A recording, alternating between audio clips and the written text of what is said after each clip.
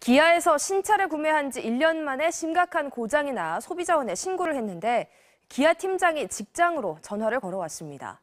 이 소비자는 그룹 계열사인 현대모비스의 직원이었는데 팀장은 신고를 철회하라며 인사상 불이익까지 거론했습니다.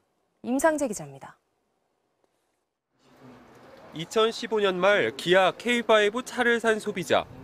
1년 만에 심각한 고장이 났습니다. 가속 페달을 밟아도 차가 안 움직입니다. 이 맞지? 봐봐 안 가잖아. 맞지?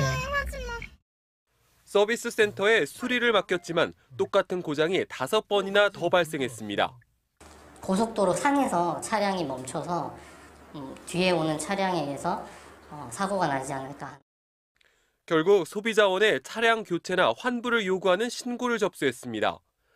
그런데 사흘 만에 직장으로 전화가 걸려왔습니다. 전화를 건 사람은 기아의 고객 서비스 팀장. 저희 직장 상사에게 전화를 했었습니다. 팀장 바꾸라는 식으로 계속 요구를 했었다라고. K5 차주인은 같은 현대차 그룹 계열사인 현대모비스에 다니고 있었습니다. 기아 팀장은 소비자원 신고를 철회하라고 요구했습니다. 그룹차 직원으로서 투보원을 접수하는 행위가 부적절함을 요구 전화드렸어요. 하면 안 돼요? 저희 회사 차도 아니고 저는 직원으로 하는 게 아니고요. 인사 불이익까지 내비치기도 했습니다. 그룹차 직원의 품위 문제이기 때문에 내가 인사팀하고 얘기해서 자, 인사팀은 내가 그대로 합니다. 소비자는 압박을 느꼈다고 했습니다. 결국 소비자원 신고를 철회했습니다. 그쪽에서는 저희를 협력사라고 부르고 저희는 기아차를 고객사라고 부릅니다. 협력사 직원이었기 때문에 수화기를 들고 전화를 했다는 것 자체가 되게 하대하는 느낌을 받아요. K5 차주는 기아 감사실에 녹취록을 제출하고 조치를 요구했지만 감사실은 확인이 불가능하다며 소송을 내라고 했습니다.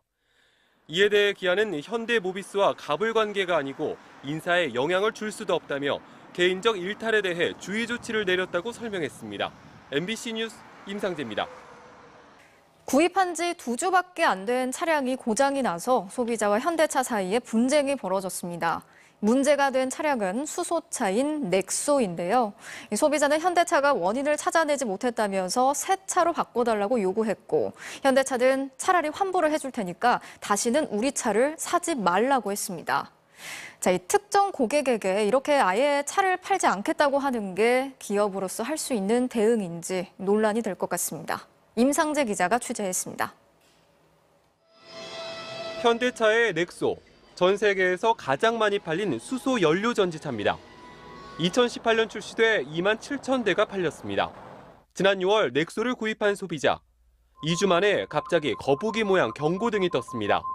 이 경고등이 뜨면 2에서 3km밖에 달릴 수 없고 출력도 제한됩니다. 서비스 센터는 부품 교체를 제안했습니다. 레귤레이터가 원인인 것 같다. 그렇게 말씀을 하시길래 뭐 어떤 상황이 된 거냐 했더니 재현은 되지 않았다고 하더라고요. 그런데 사흘 만에 문제된 부품이 달라졌습니다. 스타 쿨링 펌프 관련해서 좀 진행을 하려고 하고. 뭐 레귤레이터가 아니고요? 네, 레귤레이터가 아닙니다. 둘 다 수소차의 핵심 부품입니다. 소비자는 원인부터 밝히라며 부품 교체를 거부했습니다. 현대차는 진단장치를 달고 운행해보라고 했지만 소비자는 거절했습니다. 이렇게 목숨 걸고 제가 직접 이렇게 해서 문제가 생겼습니다. 뭐 제가 증명해야 되는 문제인가요, 이게? 그거를 제가 왜 하나요? 뭐 이게 여기 뭐 직원도 아니고 왜? 그분들은 이게 그냥 이렇게 내보내면 끝이지만 저는 이걸 큰 사고로 이어지는 그런 오류니까. 문제는 그 다음입니다. 차 주인이 법에 따라 새 차로 바꿔달라고 국토부에 민원을 넣자 현대차에서 연락이 왔습니다. 현대차는 교체 대신 환불해주겠다. 대신 다시는 당신 명의로 현대차를 사지 못한다는 조건을 달았습니다. 현대차를 제 명의로 평생 못 구매한다는 거는 너무 가혹한 거거든요. 고객님 수준이 너무 높아서 요구 수준도 높고 저희가 고객님을 따라갈 수 있는 조건이 안 돼요. 현대차는 고객이 불가능한 요구를 했다고 주장합니다. 경고등을 재현하는 것은 기술적으로 불가능해서 가장 유력한 부품 수리를 제안했는데 고객이 수리도 진단장치 부착도 거부했다고 밝혔습니다.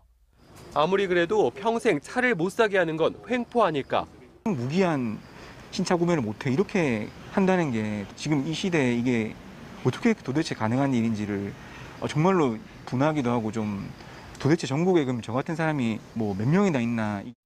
현대차는 예외적인 조치였을 뿐 블랙리스트 같은 건 없다고 밝혔습니다. 넥소는 수소 연료 전지 핵심 부품 문제로 올해 4월 대규모 리콜을 한 적이 있습니다. MBC 뉴스 임상재입니다.